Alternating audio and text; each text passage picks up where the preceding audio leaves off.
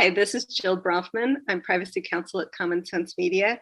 Today we're going to talk about the State of Kids Privacy Report on Firewalls Don't Stop Dragons podcast.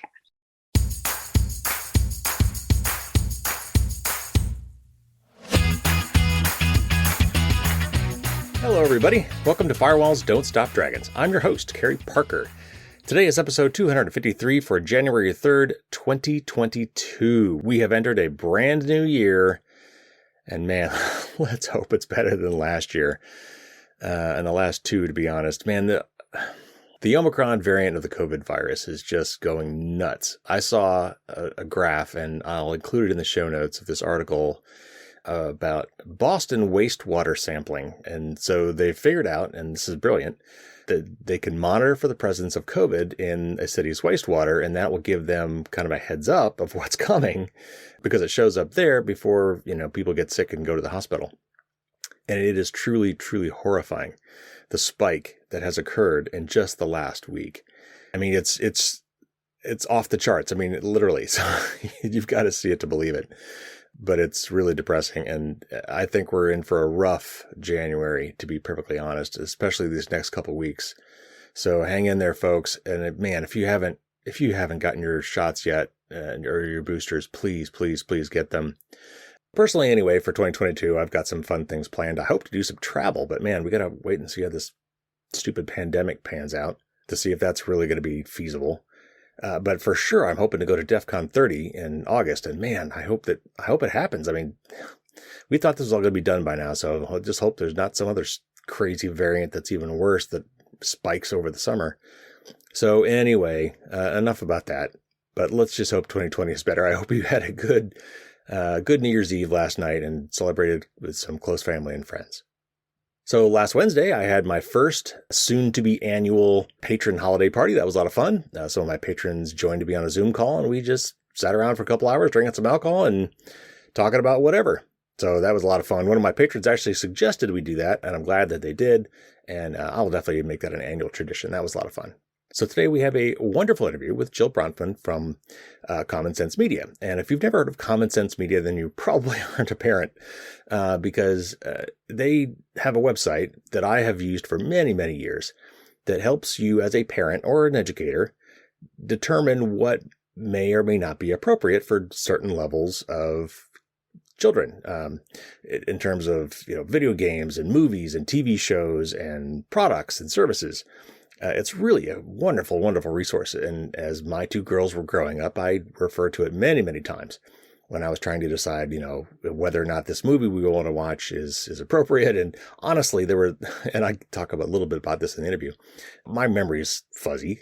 And I watched certain things when I was younger, maybe even as just a younger adult. It's like, oh, that'd be fun to watch with the kids. And, but I'd forget, oh, yeah, there was that one scene where there was nudity, or there was a lot of cussing in that, or whatever. There are things that, I'd forgotten about that Common Sense Media is really good about kind of, telling you, okay, well, here's the deal. Here's how much sex is in there. Here's how much drugs is in there. Here's how much swearing is in there. Here's how much, product placement, advertising might be in there. It's a great, way to kind of refresh your memory of things you've watched. But it turns out they do a whole lot more than that. And so I ran across this kids' privacy report, and they just released a big report that covers the last couple of years that is not just for parents and not just about kids necessarily. It also applies to a lot of adults. They really expanded it this year. In fact, let me just read real quick from the executive summary. This isn't even the whole executive summary, but this will give you an idea about this report that came out and what we're going to discuss today. It says the 2021 State of Kids Privacy Report represents the culmination of our research over the past 5 years in evaluating hundreds of education and consumer technology-related applications and services. Our evaluations include a careful reading and an in-depth analysis of all the publicly available privacy policies and terms of use by trained privacy attorneys and privacy experts in order to rate and score products with the highest possible quality and accuracy on a 100-point scale across 155 unique evaluation questions. This report includes our findings from evaluations of 200 products' privacy policies in 2020 and 2021 from the most popular kids tech and ed tech applications and services, as determined from interviews with various parents, teachers, schools, and districts, as well as total Apple and Google App Store downloads during the past 12 months in the kids and education categories. While we started evaluating apps in 2018 that might be used primarily by children under 13 years old and students in pre-K through 12th grade, our privacy evaluation process has since expanded to also examine the privacy practices of products for teens and adult consumers. In addition, products added since 2020 included more child-intended products rather than only student-intended products in order to create a more diverse and representative sample of the real-world environment in which children use tech products both at home and in the classroom. So anyway, that's what we're going to talk about today, and kind of the implications of that, and why maybe thinking about privacy for minors is different than for adults. So even if you don't have kids, a lot of the things we're going to talk today apply to you, and some of these services, I'm sure, are things you might use as well. But if you are a parent or an educator or a policymaker, or maybe work at one of the companies that provides these services or products, this is really important stuff. And I'm so glad to have had a chance to talk about this. So real quick, before we get in there, we do throw around some acronyms. Most of these are privacy regulations that I've talked about before, but just real quick to refresh your memory. COPPA, or COPPA, is the Children's Online Privacy Protection Act. FERPA, which is funny to say, FERPA, is the Family Educational Rights and Privacy Act. CCPA is the California Consumer Privacy Act, and CPRA is the California Privacy Rights Act. And GDPR is the General Data Protection Regulation, which is in effect in the EU. Or European Union. So, okay, there's a quick glossary for you before we get into the interview. And now let's hear from Jill Bronfman on the state of kids' privacy.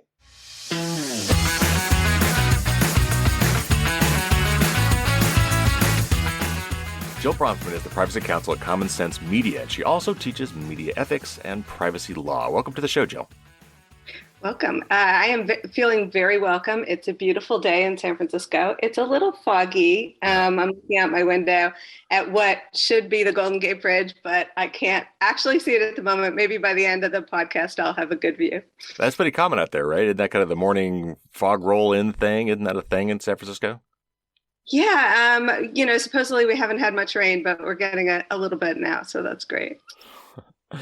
All right. Well, I've used you guys for many, many years. When my daughters were younger, you guys were the go-to resource when I wanted to figure out, should we watch this together? And invariably what I found out is I used it a lot for movies and things because I'd watched a movie when I was younger and the way I remember it was not the way it was. Like I'd kind of, my memory glossed over things. So it was really good to go, oh yeah, that's right. There was that one part of that movie that I forgot about. Maybe I don't want to watch that with them yet, kind of thing. So I've used you guys for many years. So it's really great that we got together for this.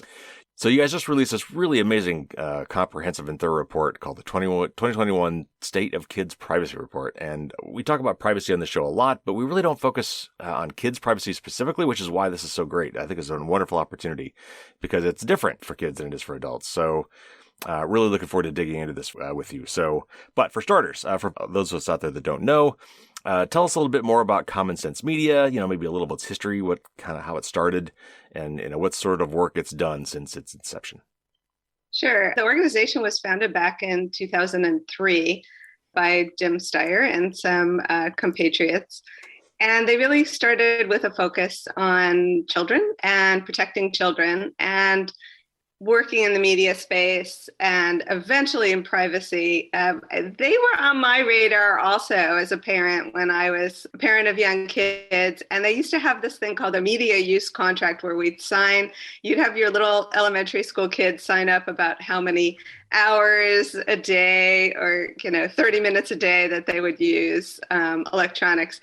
It all seems kind of quaint now, to look back and think about that, because all of those activities, the use of the iPad, the use of the computer, has permeated our lives in so many ways. Right. And I'll talk a little bit more later about how our work intersects with the pandemic and how technology has changed since 2003. But at the onset, I engaged, like you did, with Common Sense Media as a parent and had my kids sign this media use contract and looked at the reviews.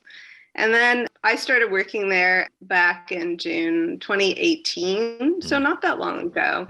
I had come over they had hired me over from the University of California, Hastings College of the Law, where I was running the privacy and technology project. And I had taught some classes in privacy law, and I had created a new class in privacy compliance where I dragged in some, we were right on Market Street in San Francisco. So I was able to drag some people who could walk over from Twitter and LinkedIn and Google and Facebook. And I had these great guest speakers.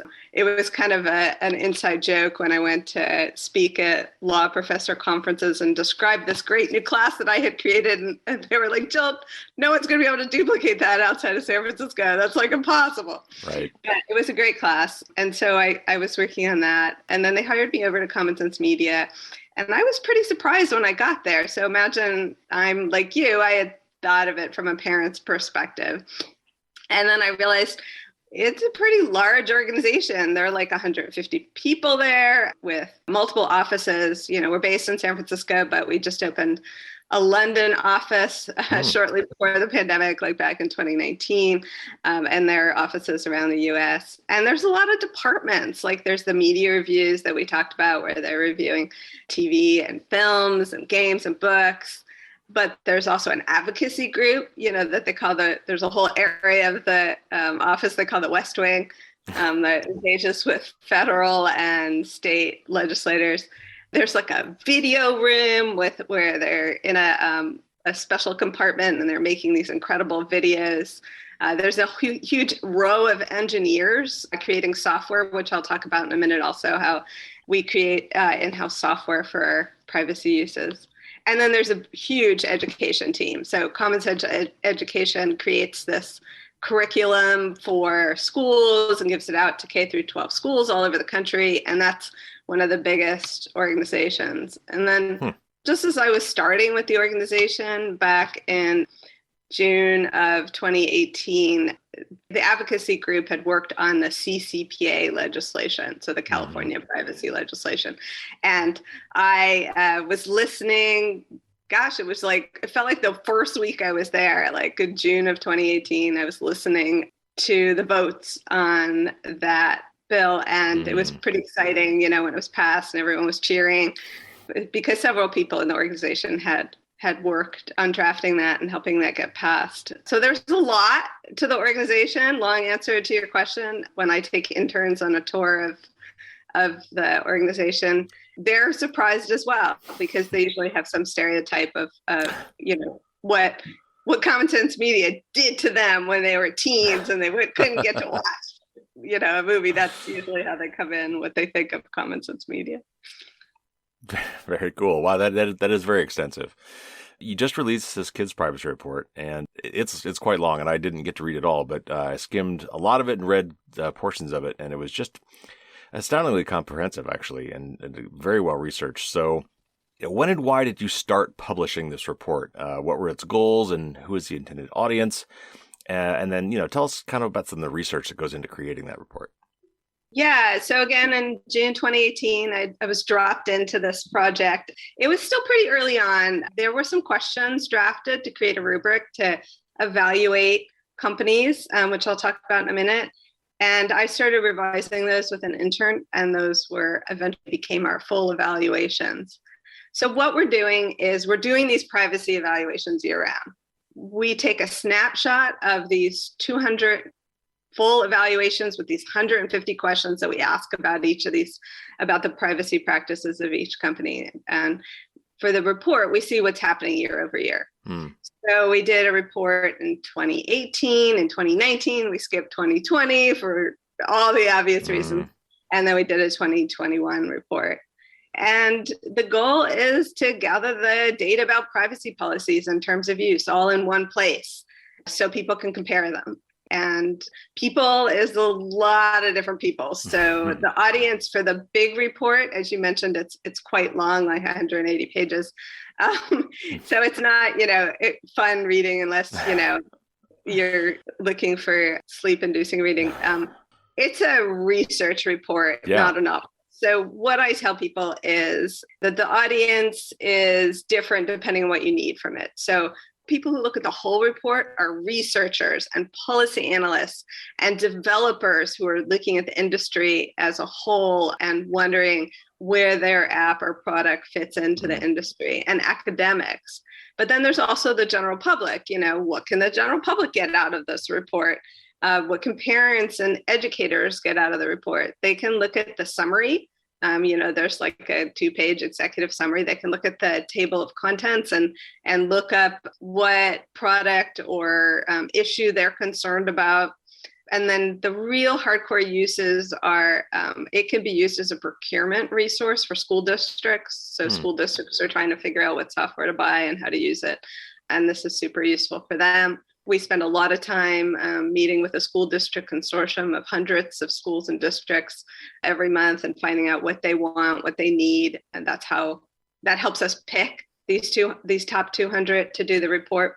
We also have, 1,000 plus other evaluations of smaller and less used companies that we do more basic evaluations of. And then also this is just, finally, it's just a really good piece of evidence for legislators and regulators. We give them this honking report and they can say, hey, wave it around. They can lift it. They wave it around and they go, hey, we need some privacy legislation around here. Look at all the concerns that this nonprofit Common Sense Media has raised about these products. There are definitely some concerns. Again, we talk about privacy a lot on this show, or I do, usually with relation to adults, but it's very different for kids. So maybe help us understand, how would you compare the privacy concerns of young children and teenagers versus adults? How do the risks and issues differ for kids? Well, let me start by answering that question by saying how they're the same. So we always use the expression, 13 going on 30. And we would like privacy to apply to all users. And our evaluation process really doesn't just it looks at kids' issues, and it talks about parental consent and some of the requirements of Ccpa and Ccpa.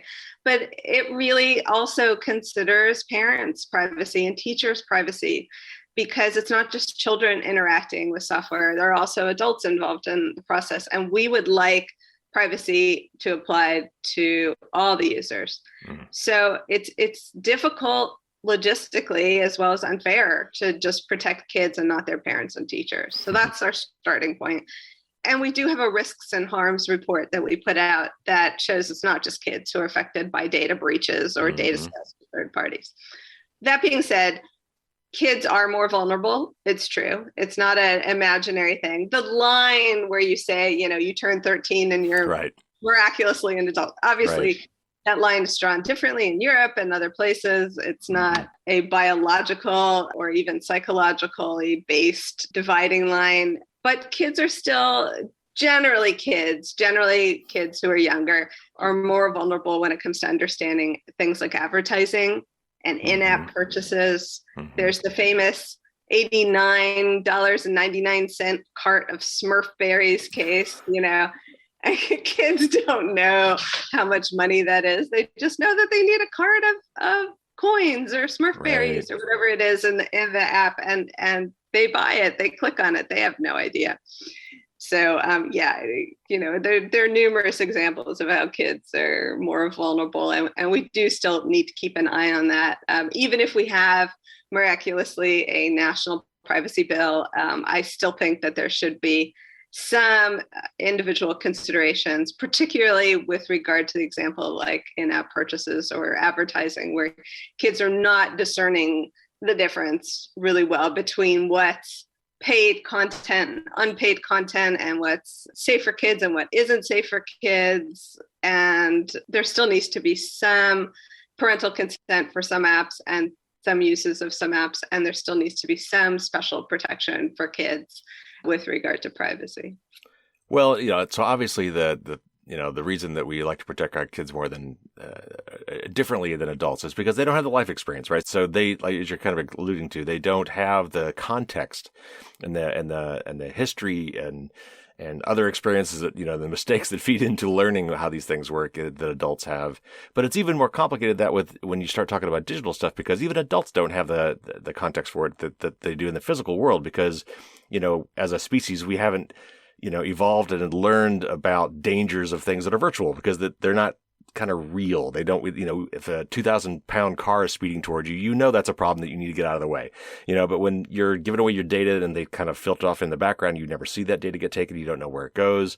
You don't have any kind of inherent defense mechanisms to understand and react to things like that. So it's just compounded by all of that, and the lack of life experience, the lack of physical understanding and evolutionary responses to dangers. Yeah, it's true.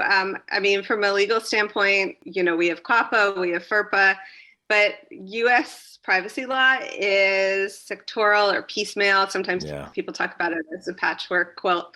We only look at privacy by age group, or, we don't set it up as it's a consumer protection issue. And when people think of consumer protection, they think of consumers.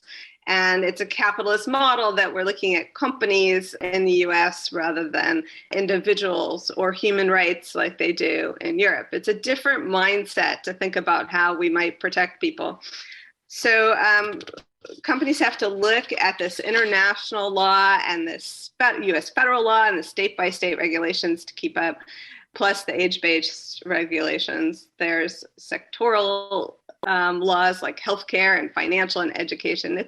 It's a bit of an ordeal, and that's why I mentioned a minute ago, it's not just the moral thing to do to keep everyone in the same privacy category and not just protect children or just healthcare information or just financial. It's actually logistically easier just to have privacy protection set up across the board, right, and not have contracts that are one by one breaking off and branching off and having different regulations for each thing. It's a logistical nightmare to internally for a company, and I've experienced this working in private companies, to keep up with all of the changes in privacy protection laws in various states and for different ages and different sectors. It's better to just establish kind of a baseline of privacy protection and then have that apply to everybody everywhere. So you rattled off a couple acronyms that I'm familiar with, but the audience probably isn't. So let's dig into a couple of those real quick and explain why parents are constantly running into enter the age of your child, and why 13 is such a magic number, right? So that comes from probably, I think it was CCPA where it came from, but expand some of those for us. What are the kind of prevailing laws that specifically apply to kids that parents have been running into and maybe not knowing why? Yeah, so CCPA, Children's Online Privacy Protection Act, it has some basis in reality. Like I said, it's not completely arbitrary. I like to think maybe the division is more like middle school versus high school rather than 13 being a magic age. And if you've been a parent or known any children ever, you know that kids vary immensely. I mean, it's the greatest psychological experiment of all time to have more than one kid and find out in exactly the same parenting styles and exactly the same household that children will grow up very differently and have very different maturity levels. And so certainly when you take away those standardizing factors, kids vary quite a bit. And so I think the idea of CCPA is that parents should be involved in what media their kids consume and where their kids can log into. And the idea is that the parent generally knows the kid best and knows whether they're mature enough to interact with different kinds of media. And again, it's somewhat of a convenient fiction that parents are able to even manage everything that's going on today. I mean, I'm not the first person to say that the law lags significantly behind the technology. I mean, the law is, as I mentioned, sectoral. It's barely even covering like things like telecom. It's, not even touching social media. And now we've got the metaverse. It's to use the cliche of Wild West, it is kind of the Wild West, making like a Westworld reference here, I think. And, it's largely unregulated. I mean, we have FTC, Federal Trade Commission regulation, Section 5, saying things like, don't be unfair, deceptive in advertising, but that's about it. I mean, there's no comprehensive regulation, even as you mentioned, of some of the what we think of as practically, we'll call it new media, but it's practically old media in the sense that it's a couple decades old, and never mind what's coming out in the future, completely virtual worlds, as you mentioned, and that being completely unregulated at this point. Your kind of research breaks things down into certain categories and things. You've got concern categories, evaluation ratings, as I was looking through it. Kind of walk us through how you slice and dice things, like how you broke your report down, what types of products and services you covered, that sort of thing. Yeah, so we started with edtech back in 2018. The report used to be called State of EdTech Privacy Report. But we realized that line got extremely blurred during the pandemic, if not before. I mean, the pandemic may have just the COVID-19 pandemic, in case anyone's listening to this 10 years from now, which I'm sure they will be. We expanded our view of what might be used in the classroom or what might be used at home with students.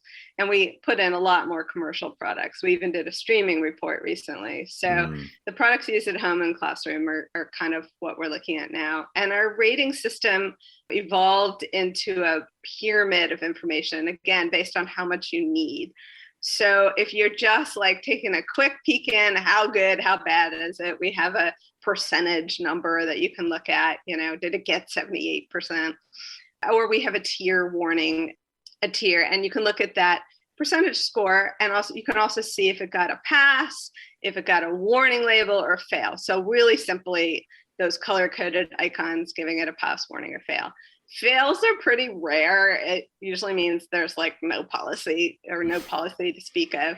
Passes are also sort of unusual because a lot of companies sell kids' data or do tracking. If any companies are out there listening and they want to know, how do I get a pass rating? Don't sell data. Don't use any third-party marketing communications. Don't display targeted advertising. No third-party tracking. No tracking across apps, and no data profiling. So these are all the, hardcore bad things that companies do with regard to violating kind of the basic assumptions that we might have about kids' apps and privacy. That being said, I'm sympathetic, having worked at private companies. They need to monetize, they need to make money. And, chances are they're going to do one or more of these things to make money, especially if they're not charging for a subscription service. So when I teach undergraduate media students, we do talk a lot about economic models for apps. And, I give them the bad news about what free apps might be doing, and paid apps also might be selling your data. So it's not like, if you pay, you get some sort of immunity to having your data sold. I mean, research coming out of Berkeley and other places have shown that the paid apps are kind of selling your data also. So that's what we look at. Those are our concerns. That's how we get things into these tiers and rating. That being said, the companies come to us with the sub stories of that they have to do this to make money. And we're like, great, just be transparent about it in your privacy policy. And we give points for transparency. It's not like that doesn't count. If they're honest about what they're doing, they may not get our highest rating, but they do get points for transparency. So companies or anyone who's interested can also go on our website. We have something called a standard privacy report. So again, we're building through the pyramids, just the number, the tier, just the summary. We have a little prose, few paragraphs of summary describing our rating. And then they can go into the standard privacy report, which is like a magical checklist. Companies and developers love this. It's a checklist of how to get a better score, and that helps them. And then the bigger resources that we talked about, you can read the whole report and do a deep dive and figure out, looking at all our charts and graphs and figuring out where you stand and where a company might stand in the industry and how to improve. And that is our goal, just to improve the industry as a whole. I mean, we love it when individual companies go, hey, we want to improve our score. And then they do, change their privacy policy or change their terms of use, and then they get a better score. That is great. But what we're trying to do is raise the bar for the industry as a whole. And we do that by, increasing the standards for each individual company, but also setting a bar and encouraging all the companies to reach it. So you mentioned transparency. What about, I'm just curious, what about the ability to opt out of tracking? Is that something that you track? Is that something you promote? And does that factor into somebody's overall score? If they not only expose the fact that they collect this, but if they give you a chance to opt out, is that even better? Does that increase their score? Absolutely. So we look for things like privacy settings. That is definitely a question. We look for things where people are given the opportunity to opt out globally or on a case-by-case basis, if they're able to opt out for their children or for their students. There are a lot of questions that address not just what do the privacy policies say about what the default is, but how much flexibility is the user offered? Can they have some agency? Can they, pursuant to GDPR, the EU regulations, can they, download their information or port their information to other companies? Can they see their data?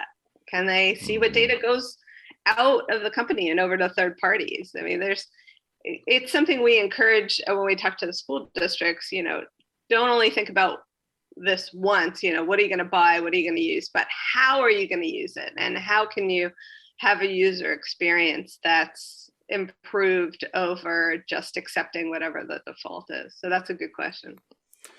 As you were doing this and you were combing through the privacy policies, and I'm sure there were too many companies to have direct interactions with necessarily all of them, but I'm sure you at least offered to do that. But I'm curious to know, were these companies, as you were going through these privacy policies and writing up your reports, were they given an opportunity to see your findings ahead of your release and have a chance to provide some feedback or maybe even make changes? Like, did you realize your policy said this? Or if your policy said this, we could give you a higher rating.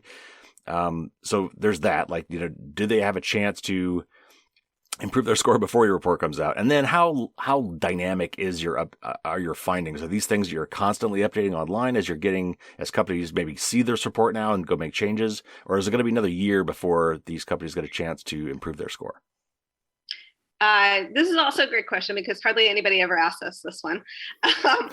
It's a super interactive process. And this is, definitely within not just our company or our department's thing, but this is actually my job. So, we do the reports and we publish them, but the companies very often give us feedback on their own evaluation and the process in general, and we make changes. We have software. It's called the Policy Annotator. It does basically what the name of it suggests. It helps us annotate the policies. So we're not just saying yes, no, yes, no, yes, no to all these questions. We're actually pulling the text out of the company's own documents and highlighting it and documenting it as part of the answers to each of the questions, which is super great for us, being able to then have these conversations with the companies afterwards and be able to say to them, so you're doing this and you're selling data and here's the language in your policy. And they go, ooh. It's especially illuminating to have these conversations with companies because sometimes they don't know what's in their privacy policies. Sometimes they are not actually doing what they're saying in their privacy policies and they need to true that up. I'll talk about that later as well. But we do have software that scans for new policies. We are a small nonprofit team, as I like to remind people who are like, you need to put a new evaluation out immediately. But it is very useful for companies to ping us, email us or whatever, and tell us when they have a new policy. That does bump them up in the queue above the regular checking that we do. So we put them in the queue for reevaluation when there's been significant changes to the policy. And our software actually does have a function to tell us, percentage-wise, how much a policy has changed. So we could go in there and it will let us know. There are many things that I, as a non-engineer, find magical about the system, but I will talk before we leave today, and don't let me forget to talk about our AI and machine learning work that we're building in. Oh, cool. Yeah. I mean, it already seems magical to me. So when we're adding machine learning in, it's going to be even more, mind reading. You're talking a lot about the privacy policies and their stated, goals and what they say they're going to do. But how confident are you that the companies are actually following their own stated privacy policies? And more to the point, how could we, either as consumers or perhaps regulators or policymakers, or you guys, how would you know if they weren't following that? Like, how do you judge the fact that, okay, this is what you say you're going to do? That's all well and good, but how do I know that you're actually doing what you say you're going to do? Sometimes they confess and tell us, oh, we're not actually doing that, for better or for worse. But I have to be honest with companies that ask me that question and say, we are not doing internal audits. We are a small team of nonprofit workers looking at privacy policies in terms of use. We are not doing penetration testing and privacy audits and looking at the network and seeing where data flows. That is a much bigger job. Mm-hmm. There are privacy technology companies and consultants that do that work. It's a good idea for them to also check and see if that works. It's a good practice for companies to look at our ratings and look at their practices and see if they match up. Many companies do that in the process of discovering our privacy evaluations, and as I mentioned, and finding out that that is the case. Then sometimes there is a very happy moment where they say, oh, we don't want to actually do that terrible thing that our lawyers have written the privacy policy to cover, because they were trying to cover all the options, but we don't actually do that. And I'm like, well, maybe you should have everyone look at the privacy policy and make sure those two things match up. That would be great. So several companies actually realize there is that discrepancy between the policy and the practice, as you mentioned, and then they kind of sheepishly update their policy. And if it's better, they ask for reevaluation. I mean, sometimes they could update their policy to reflect worse practices, and then they're not so thrilled about the reevaluation. But they often do update their policy to indicate that their practices are more privacy protective, and then we give them a better score, and then everyone's happy. Well, and you can say a lot about, oh, it's just a policy, but I mean, the fact that they have it written down, the fact that they've made it public, I mean, that does give regulators and other agencies and third-party groups the opportunity to hold them accountable as well. So the fact that you actually have it written down, that is the first step that allows all the other things to happen. And even though it's not your purview to hold them accountable directly if they don't follow it, there are groups that do, including government agencies. So just the fact that it's written down, you guys are documenting it is a big first step. So that's important.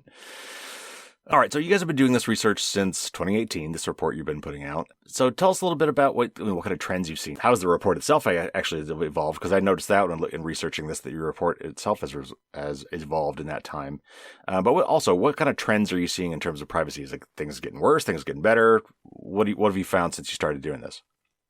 As far as the structure of the report, we're adding more companies as we can, including more types of companies. I mentioned streaming services and that sort of thing that wouldn't initially be on your radar as an educational technology sort of product, but it's becoming one.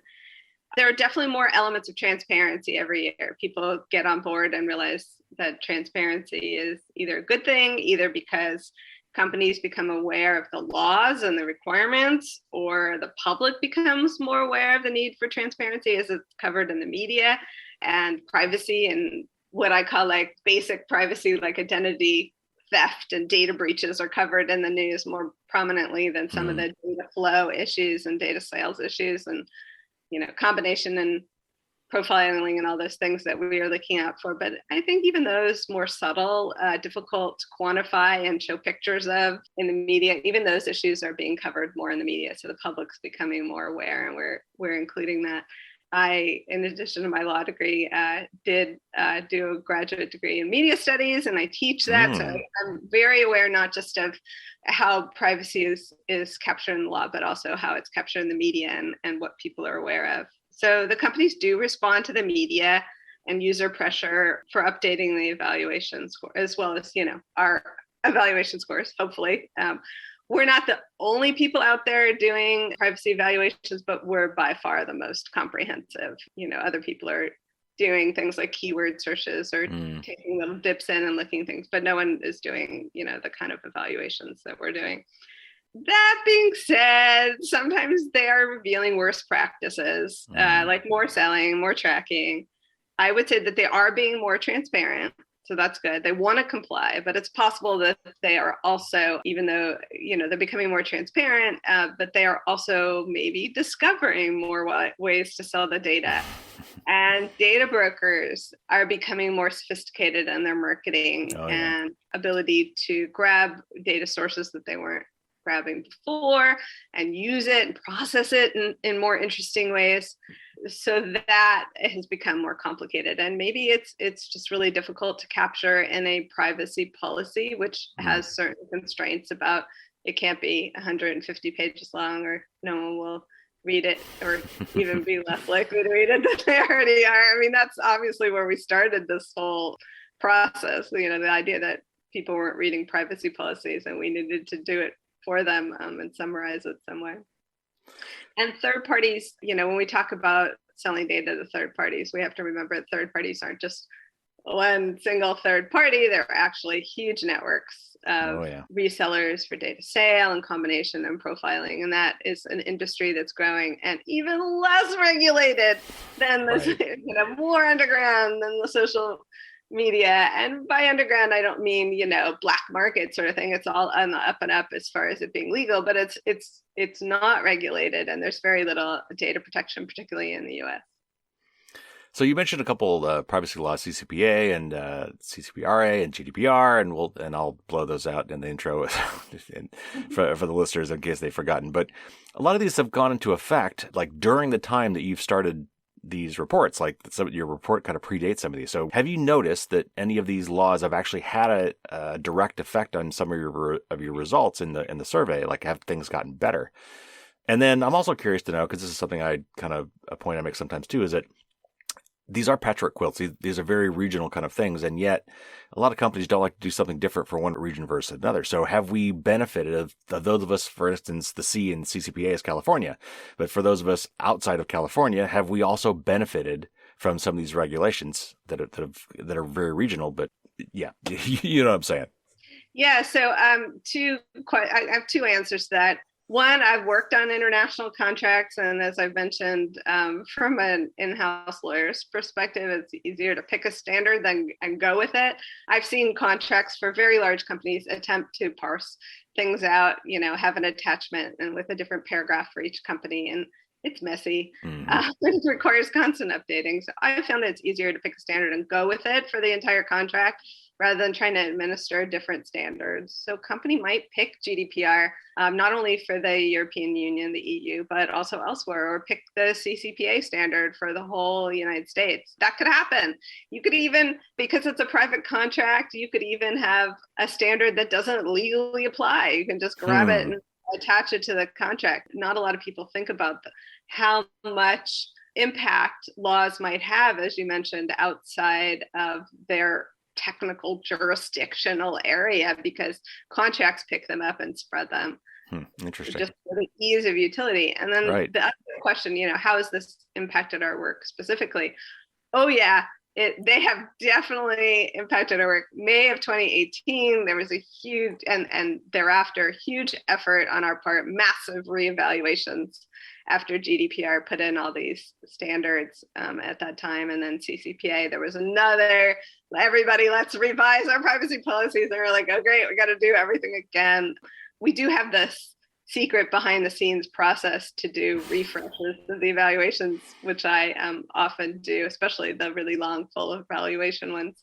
We have another magical software system to allow us to keep existing annotations where the text hasn't changed in the privacy policy, and then also get rid of the red line text and put in the new language. So it's not several days work as it would be to do a full evaluation from scratch, but we do have to do a lot as each of these come into play. And then Ccpra will come into play soon as well, and we'll do another round of reevaluations or refreshing the existing evaluations as companies update their policy. But so have these new regulations actually improved things? Like as you look at the results, how good things are, how bad things are, have these regulations actually improved things? I would say that's a yes on the transparency, right? I think that companies do generally try to comply with the law. There were some snarky comments in you wouldn't think of a privacy policy, which is a totally illegal document. It's a contract. There's some snarky language out there in privacy policies about the sell provision in CCPA, which a lot of companies had problem with calling it, vague or not appropriate or whatever. So yeah, I did see the word sell in quotes. I'm doing air quotes right now. And, that kind of language where they say, well, if we're selling, if you say so, sort of language. Yeah, it was the one time you really saw an effort to be compliant, but also, not really happy about it. You saw that reflected in the language of the privacy policies, which was pretty entertaining. Well, to your point, I mean, and that is something that like even Facebook was pushing back hard on the whole idea of selling. Like they made a big deal of, we never sell your data, and it's because they're selling access to your data. Right? The data is like the gold, like that's the golden goose. Like they don't want to give that away, so they hoard all this data, and then they sell access to it through their marketing program. So in that sense, they're not selling your data, like they're not giving your data up, but they're selling access to that data through marketers. So that's why they would, again, this whole air quotes thing. I get you. Selling is inclusive of renting and licensing and granting access to. It's a financial consideration where they're trading anything of value for access to the data. That's what we're talking about, and that's where it gets sticky because people make fun of the definitions, but there's a genuine effort to capture exactly what you're talking about, the more subtle and clever and remunerative ways that a company like Facebook or others in their situation would use data for financial gain. You mentioned the pandemic, and it's something we're still dealing with. If you'd asked me a year ago if we were going to be dealing with that again this year, I would have been like, no, we'll have the vaccine by then, or it'll all be better. But no, we are still dealing with that. So, but because of the pandemic, things have been shaken up in every aspect of our lives, but in kids particular that are having to work from do school from home and take their exams from home and be proctored remotely. I'm curious, from your perspective, doing these reports over several years, what have you seen? How has that pandemic impacted privacy for kids versus pre-pandemic? Yeah, two answers again. Common Sense Media put together this wide open school website beginning of the pandemic to try to consolidate all these online education resources, which was great for the company and great for everybody who was out there trying to figure out what to do about online education, especially if they were doing it from scratch, like you would be if you were a kindergarten teacher.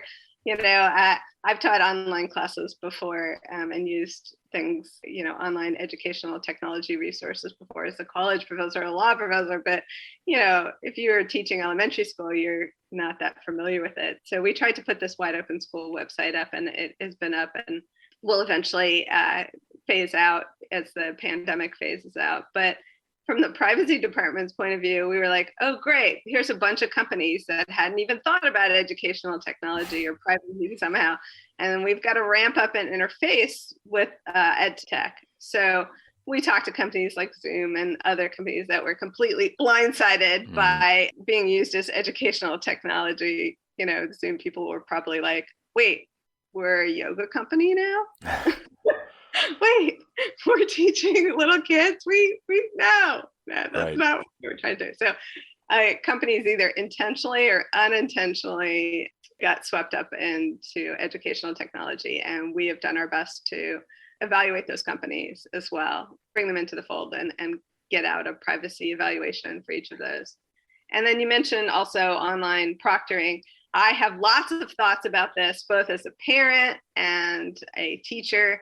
It's a difficult choice. So for me, I teach adults or legally adults, sometimes like college students. I generally even teach upperclassmen, so they're not even like 18 or 19 years old. They're usually 21 and up.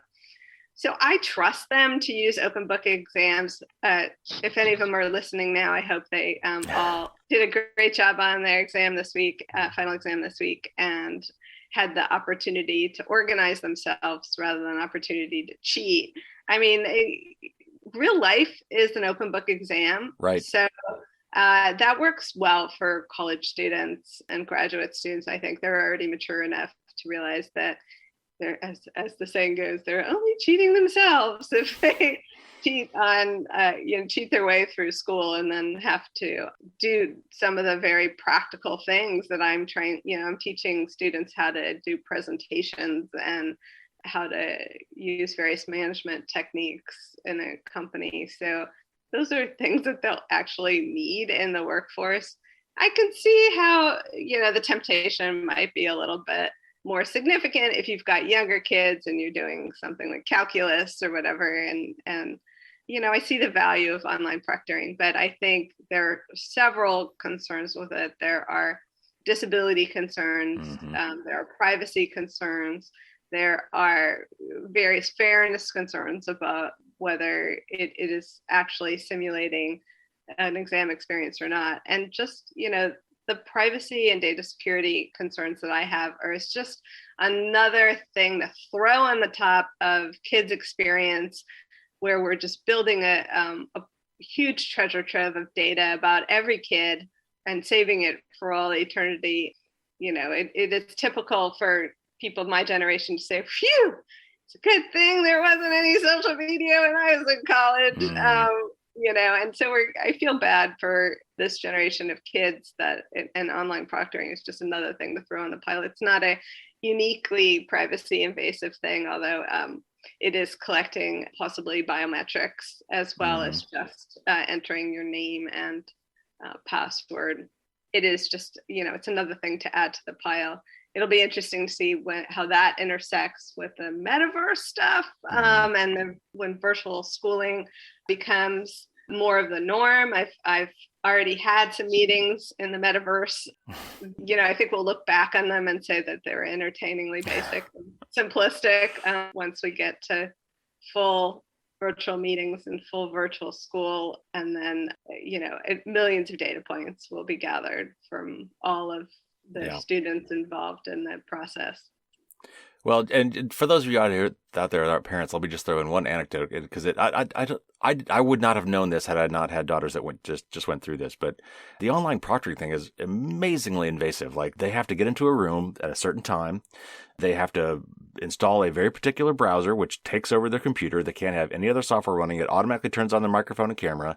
Before every exam, they have to get up with their laptop, walk around the room, do a 360, show that there's no one else in the room. There's no other materials in the room that they're looking at, like books and things they can cheat off of.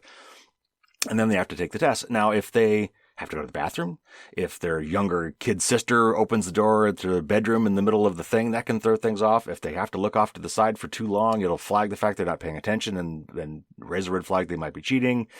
It's just, I couldn't believe all the things these online proctoring things had to do. And it all comes back to, like you were saying, that they were trying to make it a closed book test that you couldn't cheat off. But in real life, it's never like that. I mean, if my boss ever told me, okay, I want you to go off in that room, solve this problem in an hour, don't talk to anybody, don't look anything up on the internet, don't use any of your reference material, you do it strictly from memory and come back and have it right. That's not life. I was really kind of hoping that this might change the way we do testing, but apparently not. Okay, so, all right. So what are some of the key findings from this latest report? Where are things getting better? Maybe where are things actually getting worse? And if that's the case, why do you think that is? Yeah, so the theme of transparency is coming back to us here. It continues to increase. Over the past 4 years, we've had significant increases in transparency on almost every single full evaluation question. This enables parents and educators and consumers to make informed decisions about the products they use with children and students. However, the industry still has a long way to go. So it's not perfect transparency. And even though we see transparency as a really important value in our kind of commercially based society, like how can you make a market decision without this transparency? It's still not perfectly transparent. Mm-hmm. Our rating practices are more transparent. So companies are updating their privacy policy specifically, as I mentioned, to address issues in our ratings criteria. Mm-hmm. But many companies that change their privacy policy to address a rating criteria issue, whether it's in response to the new legislation, as we talked about, or pressure from consumers, which we also talked about, sometimes they disclose worse practices. So transparency is good, but sometimes it doesn't always get them ultimately a higher score. And then this worst practice of selling data, which we talked about, it's definitely increased over the last 4 years, which is putting more kids and families' privacy at risk. We're hoping that the new privacy laws, like California's Privacy Rights Act, that's the Ccpra that we were talking about, that second the California Privacy 2.0 Right. legislation, that will expand what selling data means. And it is expected to drastically increase the percentage of the industry selling data of children and students for profit. So we'll see that, starting to see that now, and then we'll see that more significantly going forward. Overall, we looked at the statistics, and the apps used by children and students are using unhealthy or non-protective privacy practices and putting the kids at risk. So 2/3 of the products used by kids have worse privacy practices that track them on the app and use the internet for advertising purposes. Half of the products intended for kids have either unclear or worse practices. Unclear meaning like they don't say anything in the privacy policy at all, and we have to give them a negative rating for that, or allow sending third-party marketing communications. And then almost half of the products have the potential to serve targeted ads to students based on their personal information. So we do distinguish between old school, what we call like banner ads, just, hey, buy this, whoever you are. Right. I'm sure we call that traditional advertising, versus what we call targeted advertising or behavioral advertising. So this is advertising that is based on something that a kid clicked on or something that a kid is looking at for some time. Or something that they interact with. And the products, we looked at almost half of the products will serve targeted ads, not just to adults, but also to students based on their personal information. So one of the things I noticed in looking at the trends is that you said you had that kind of the good, the bad, and the unclear. And what I noticed the trends over the years was the unclear got smaller and smaller, but it didn't go to the good. It went to the bad. It went to the bad. Like as they became more transparent and revealed more what they were doing, it was going into the wrong column. It basically is the way I read that. Yeah, and really all we can do is illuminate the dark corners of privacy policies. We can't change them. We can suggest that people change them, and sometimes they do, which is great. Going forward, how do we as parents and students and educators, how do we better evaluate and compare these products? I mean, for the market to work, for example, if I have the choice between option A and option B, if I don't know, if I can't compare them based on privacy, then the free hand of the market, as the market economists like to say, doesn't really work if I don't have that kind of transparency. So, like Apple has tried this thing with they're calling nutrition labels. Like they've kind of come up with a standard stock way of describing privacy policies in a short, tight format that is easily comparable from A to B.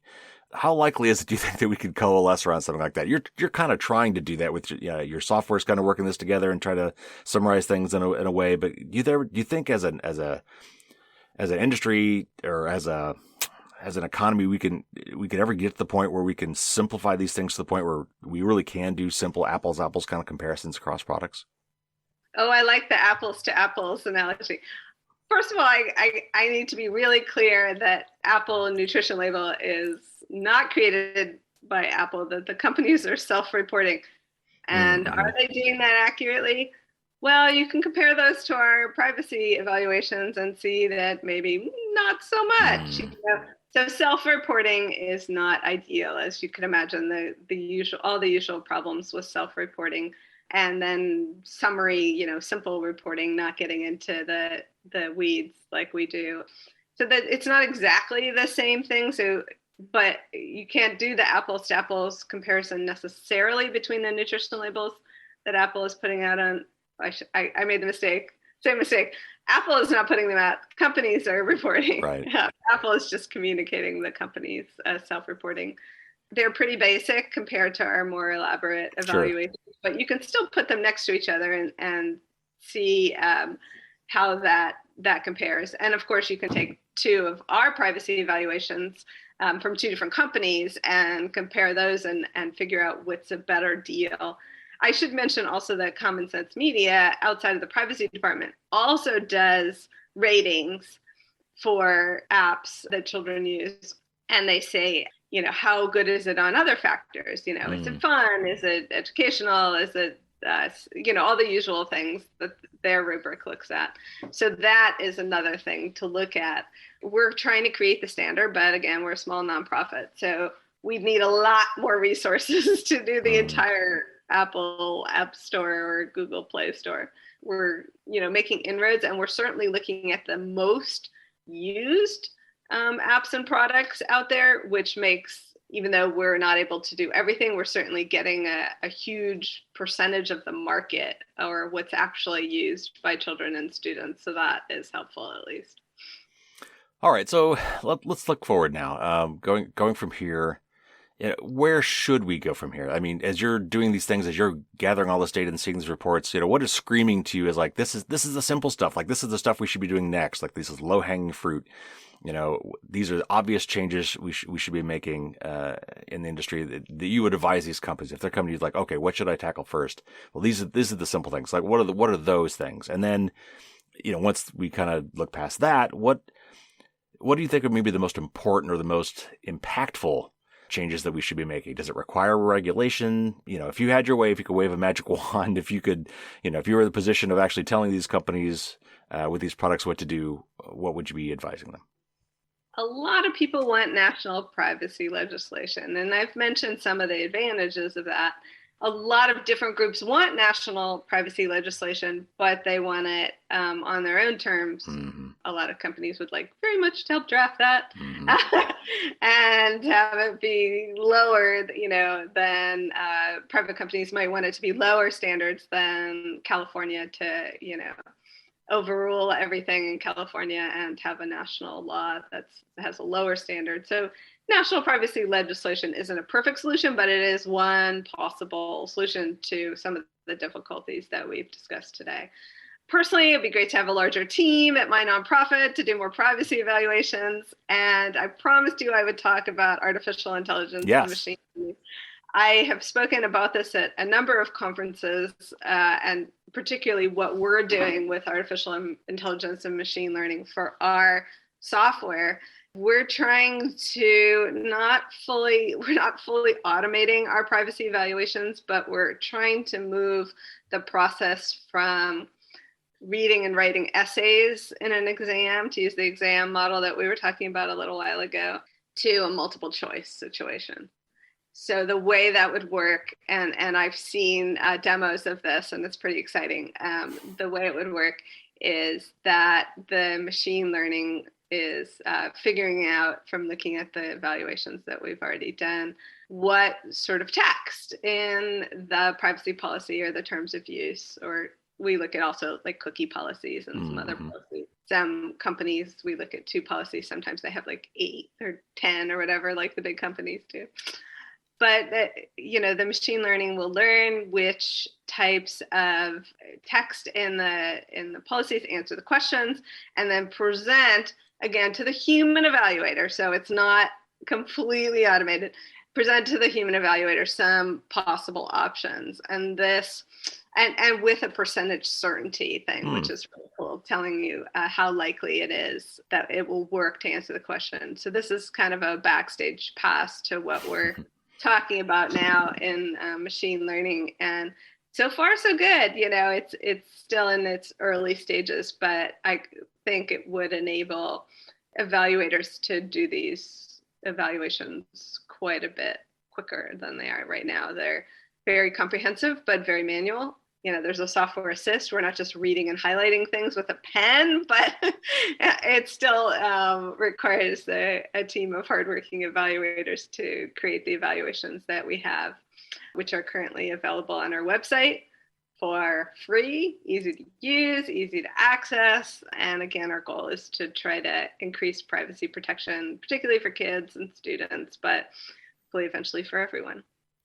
So if you were advising a company, so obviously the first thing is transparency, and so you've been pushing that a lot and making some gains in that, which is great. So short of not selling people's data at all, like what is the next thing that you would recommend that they do? Like, okay, we've got the privacy policy nailed down. We're being as transparent as we can. What is the next thing you would advise them to do that would bump their score up? Is it giving somebody an opt out? What's the next step, low hanging fruit that would bump up, company A's score on your report? I do like that you brought up the issue of customizability, of being able to opt out, being able to access the information, to download it, to correct it.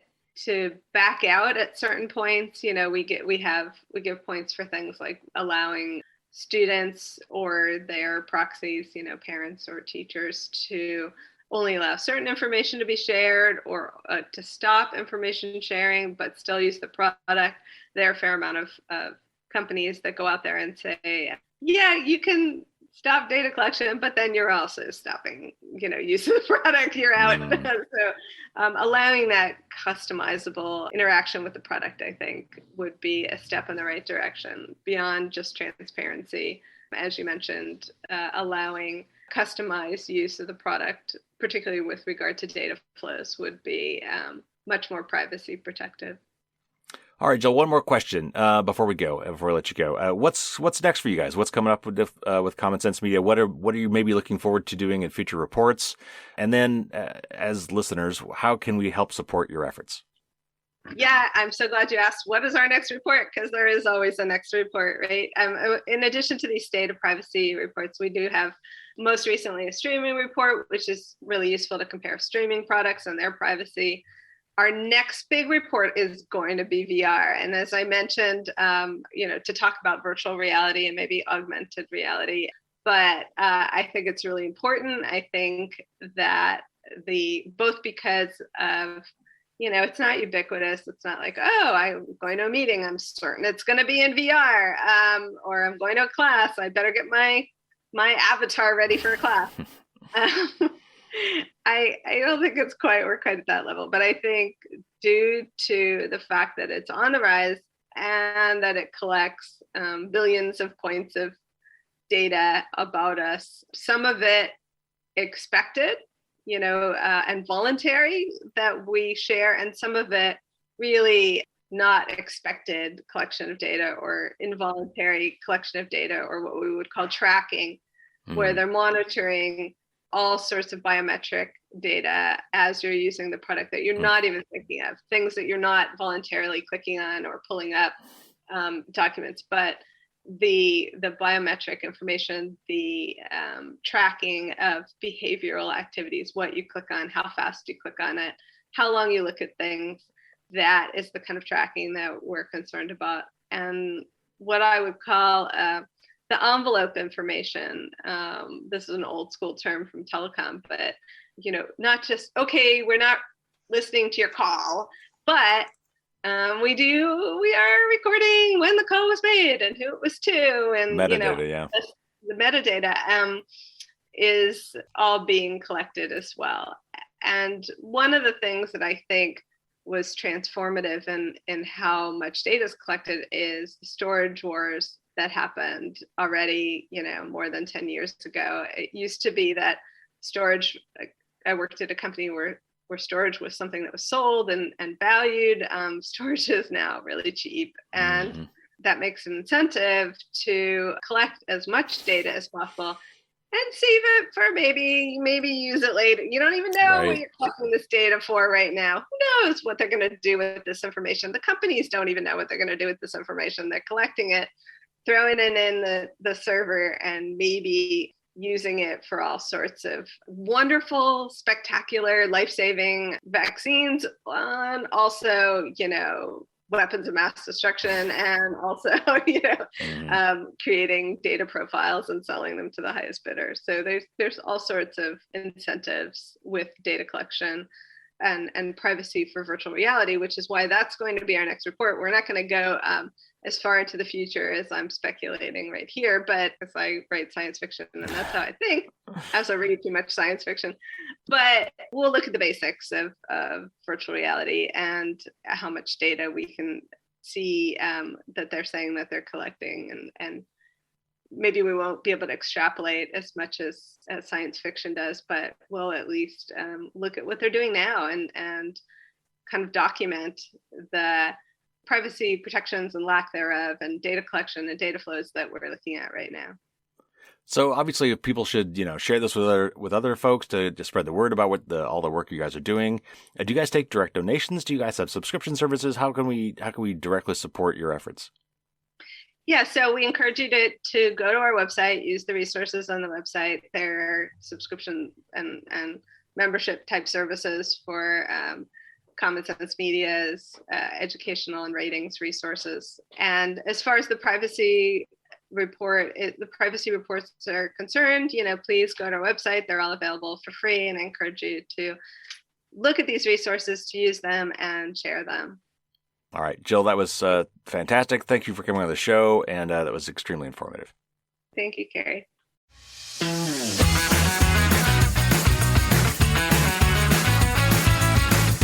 Big thanks again to Jill for coming on the show. We actually got that interview together really kind of at the last minute and during the holiday period. So big thanks again to Jill for coming on the show and telling us about this report. It really is cool. And again, it's long and it's very detailed, but if you have any interest at all, just check out the executive summary and some of the key findings. That's pretty short. That's just a few pages. Again, there's a link in the show notes. And also, if you're a parent or an educator at all, definitely bookmark Common Sense Media. They're a great resource, and share that around with your friends as well. And of course, they are a nonprofit organization that does take donations. So if you really like what they do, maybe shoot those guys a little bit of money to say thank you. Now, if you have any interest at all in getting into privacy as a career, I captured a little bit of bonus content about that when I talked to Jill about how she got into it and how someone else might get into that area if you are interested. So anyway, for my patrons, expect that bonus content to drop soon. And if you would like to hear it, then all you need to do is become a patron. Go to patreon.com and search for Firewalls Don't Stop Dragons. And of course, there is a link to that in the show notes, as always. So coming up next week will be a news show, and luckily it's been a little quiet, knock on wood, but I've got some interesting news articles to talk to you about there. I'm also going to be doing my New Year's resolutions suggestions for 2022 as my tip of the week. Also next week, I'm going to be telling you about my annual listener survey, and this is really important to me. I want to make this show as interesting as possible and as informative as possible, so I really do like to get feedback from you guys. I do this just once a year, so if you have any ideas on how I can make this show better, or if you just want to give me some feedback about things you like about the show and make sure I want to keep doing those things, this is a great time to do it. And to give you some incentive to do those things, I am going to be running a little promotion, a little giveaway. So anyway, stay tuned next week for details on that.